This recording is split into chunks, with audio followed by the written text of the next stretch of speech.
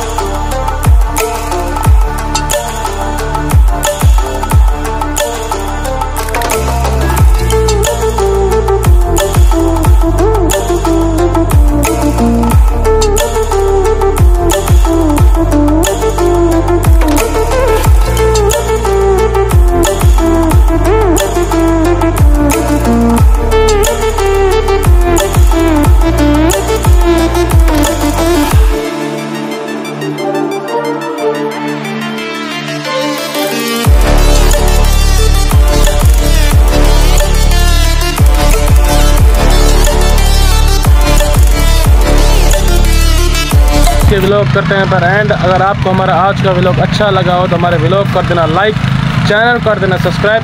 होती है मुलाकात कल इंशाल्लाह एक नए व्लॉग के साथ, तब तक अल्लाह हाफिज़।